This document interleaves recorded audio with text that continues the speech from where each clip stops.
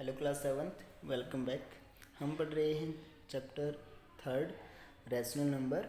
और rational number से related कुछ हम प्रॉपर्टीज सीख चुके हैं। रैशनल नंबर क्या होते हैं वो चीज़ें भी हम पिछले लेक्चर में सीख चुके हैं। और वोल नंबर या नेचुरल नंबर या फिर इंटीजर्स जो होते हैं वो रैशनल नंबर में इंक्लूड होते हैं, ये भी आपको मैं पहले बता चुका हूँ। ठीक है, तो आज हम सीखेंगे standard form, negative and positive rational numbers and equivalent क्या होते हैं किसी भी रैशनल नंबर के। जैसे कि मैंने आपको पहले भी बताया था जब हमने ये चैप्टर स्टार्ट किया है कि जो भी रैशनल नंबर होते हैं उनकी जो प्रॉपर्टीज़ हैं वो ज़्यादातर किसके साथ सिमिलर हैं।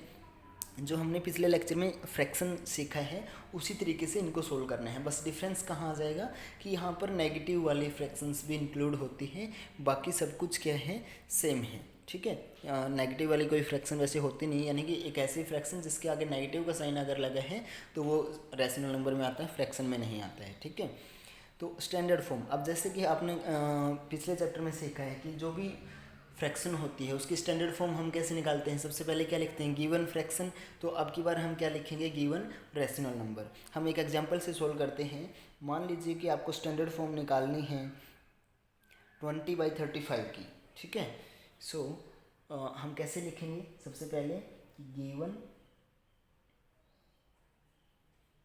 रैशनल नंबर जो दे रखा है आपको, जैसे कि इस केस में क्या है 20/35। ठीक है, अब आपको क्या करना है, उसके बाद सिंपलेस्ट फॉर्म या स्टैंडर्ड फॉर्म दोनों में से कोई भी बोला गया, दोनों का मतलब एक ही होता है। तो उस केस में आपको क्या करना है कि आपको जो भी न्यूमरेटर और डिनोमिनेटर है उसका क्या निकालना है, HCF निकालना है। तो फिर क्या करो, अब यहाँ पे लिखो कि HCF ऑफ न्यूमरेटर क्या है अपना 20 एंड डिनोमिनेटर क्या है 35 इज। जब आप इसको सोल्व करोगे, HCF निकालने का आपको तरीका मैं बता चुका हूँ, या लॉन्ग डिवीजन से निकालो या फिर प्राइम फैक्टराइजेशन से। जब आप 20 और 35 का HCF वहाँ पर निकालोगे तो आपका HCF आ जाएगा 5। तो फिर हम क्या लिख देंगे, सो अब लिखो स्टैंडर्ड पूछा है, स्टैंडर्ड सिंपलेस्ट पूछा है तो सिंपलेस्ट, यहाँ पर स्टैंडर्ड पूछा है। सो स्टैंडर्ड फॉर्म ऑफ किसका 20/35 का पूछा था, इज क्या हो जाएगा, दोनों को HCF के साथ डिवाइड कर दीजिए अलग अलग से, वही आपको क्या हो जाएगा, सिंपलेस्ट फॉर्म आपकी। सो 20 को जब 5 से डिवाइड करोगे तो कितना आएगा 4, और 35 को जब 5 से डिवाइड करोगे तो कितना आएगा 7, और यही आपका क्या हो जाएगा आंसर। तो इस तरीके से आपको क्वेश्चन नंबर जो 5th है आपकी बुक में वो आपको सोल्व करना है। ठीक है, सबसे पहले स्टैंडर्ड फॉर्म लिखें, सॉरी गिवन रैशनल नंबर लिखें, उसके बाद HCF निकालो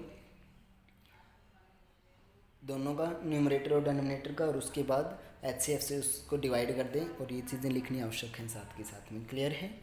उसके बाद आता है नेक्स्ट जो है आपका, उसमें हम क्या सीख रहे हैं कि नेगेटिव और पॉजिटिव रैशनल नंबर क्या होते हैं। बहुत इजी है। अब नेगेटिव देखिएगा, अब रैशनल नंबर जैसे कि मैंने बोला कि माइनस का साइन वहाँ पे आ सकता है।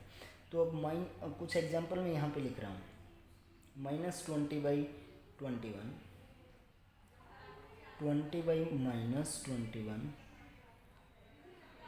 30/40 and -30/-40, -7/8, -9/7, -9/-3, -7 + 8 and 2/3। सो अब देखिएगा कि मैं आपको बता रहा हूँ कि कौन सा इनमें से नेगेटिव है कौन सा पॉजिटिव है। उसके बाद आपको कैसे क्या पता चलता है उस बात से कि जैसे कि मैं आपको बता रहा हूँ, सबसे पहला जो है ये नेगेटिव है। कैसा रैशनल नंबर है ये, नेगेटिव। ये वाला भी नेगेटिव रैशनल नंबर है, ये पॉजिटिव रैशनल नंबर है, ये भी पॉजिटिव रैशनल नंबर है, ये नेगेटिव रैशनल नंबर है, ये भी नेगेटिव रैशनल नंबर है, ये भी नेगेटिव है, ये भी नेगेटिव है क्योंकि -7 को हम -7/1 लिख सकते हैं, 8 को 8/1 लिख सकते हैं, ये पॉजिटिव है और ये भी पॉजिटिव है। तो अब आप देखिएगा, कुछ समझने की कोशिश कीजिए कि कैसे पता चल रहा है कौन सा रैशनल नंबर नेगेटिव है और कौन सा पॉजिटिव है। हम क्या चेक कर रहे हैं उसके लिए। अब देखिए, अगर न्यूमरेटर और डिनोमिनेटर दोनों में से कोई भी एक, या तो न्यूमरेटर जैसे इस केस में है या फिर डिनोमिनेटर जैसे इस केस में है, उन दोनों में से अगर कोई भी एक माइनस का है और दूसरा प्लस का है तो उस रैशनल नंबर को हम बोलेंगे नेगेटिव रैशनल नंबर। क्लियर है। और अगर किसी भी रैशनल नंबर में, जैसे कि इस एग्जाम यहाँ पर है, दोनों के दोनों पॉजिटिव हैं या फिर दोनों के दोनों नेगेटिव हैं, तो वो कैसा हो जाएगा, पॉजिटिव रैशनल नंबर। क्योंकि देखिएगा, दोनों के दोनों पॉजिटिव वाला तो ऑब्वियस सी बात है कि पॉजिटिव होना ही है। अब जब दोनों के दोनों नेगेटिव होते हैं तो वो वाला पॉजिटिव क्यों हो जाते हैं, जब हम माइनस को माइनस से डिवाइड करते हैं तो उसके इसमें क्या आ जाता है आंसर, माइनस से माइनस कैंसिल होकर क्या हो जाता है, प्लस हो जाता है ना वो। तो इसलिए जब दोनों के दोनों नेगेटिव होंगे तो वो भी आंसर किस में आएगा, पॉजिटिव में। तो वो रैशनल नंबर भी कैसा हो जाएगा, पॉजिटिव रैशनल नंबर। क्लियर है।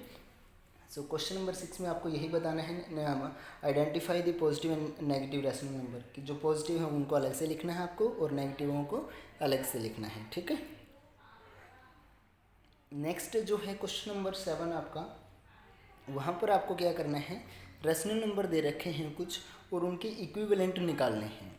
अब कैसे निकालेंगे इक्विवेलेंट, देखिएगा कि मान लीजिए आपको बोला जाता है -2/3 के 5 इक्विवेलेंट निकालो आप। सो उस केस में हम कैसे निकालेंगे, सबसे पहले क्या लिखेंगे, वही चीज़ कि given rational number, given rational number क्या दे रखा है अभी, -2/3। अब 5 निकालने हैं तो आप यहाँ पे लिख दें नेक्स्ट कि 5 इक्विवेलेंट ऑफ रैशनल नंबर, जो भी आपको रैशनल नंबर दिया गया है उसके 5 इक्विवेलेंट। अगर 5 बोला है तो 5 लिखो, 6 बोला है तो 6 लिखो। Equivalent of rational number are. अब क्या क्या है वो आप नीचे ही लिखोगे, मैं साइड में लिख के दिखा रहा हूँ आपको कैसे निकालोगे। जैसे कि पहला हर बार आपको क्या लिखना है, जो दे रखा है वो लिखो, उसकी मल्टीप्लाई कर दें न्यूमरेटर की भी और डिनोमिनेटर की भी, आपकी मर्ज़ी से किसी भी रैशनल नंबर के साथ 2 के साथ। जैसे अगर न्यूमरेटर की 2 के साथ कर रहे हैं तो डिनोमिनेटर की भी आपको 2 के साथ ही करनी पड़ेगी। तो कितना हो जाएगा, -4/6। और नेक्स्ट हम कैसे निकालेंगे, -2/3, इसकी मल्टीप्लाई 3 के साथ, नीचे वाले की भी 3 के साथ। सो -2 की 3 के साथ जब करेंगे तो कितना आ जाएगा, -6, और 3 की करेंगे आपस में 9। तो इसी तरीके से फिर आप 4, 5, 6, 7, ज़रूरी नहीं है आप लगातार करो, आप कोई भी नंबर अपनी मर्ज़ी से सिलेक्ट कर सकते हो, कोई भी इंटीजर 0 को छोड़ करके। सो वही क्या हो जाएंगे आपके rational numbers, equivalent to that rational number. Clear है। यानी कि आपको इस तरीके से करके दिखाना, अगर 5 पूछे हैं तो 5 बार ऐसे ऐसे अलग अलग नंबर से आपको मल्टीप्लाई करके दिखानी है। और ज़रूरी नहीं कि आप हर केस में मल्टीप्लाई ही करोगे, कहीं पर अगर कोई ऐसे हैं रैशनल नंबर जो आपको दे रखा है वो कुछ इस टाइप का दे रखा है कि उनमें कुछ ना कुछ कॉमन फैक्टर है न्यूमरेटर और डिनोमिनेटर दोनों में, तो उस केस में आप डिवाइड भी कर सकते हो। जैसे कि अगर मान लो -6/9 आपको दे रखा है, उसका इक्विवेलेंट निकालना है, तो हमें पता है कि -6 और 9 दोनों के दोनों 3 से डिवाइड होते हैं, तो इसलिए इसका इक्विवेलेंट निकालने के लिए हम मल्टीप्लाई भी कर सकते हैं और डिवाइड भी कर सकते हैं इसको 3 से, तो वो भी आपका क्या आ जाएगा, इक्विवेलेंट आ जाएगा। क्लियर है। फ्रैक्शंस में हम इनको बिल्कुल अच्छे से सीख चुके हैं। सो अभी भी इसी तरीके से आपको लिखना है साफ साफ और सोल्व करना है। आज के लिए इतना ही, बाकी हम कल करते हैं। तब तक के लिए बाय बाय स्टूडेंट्स।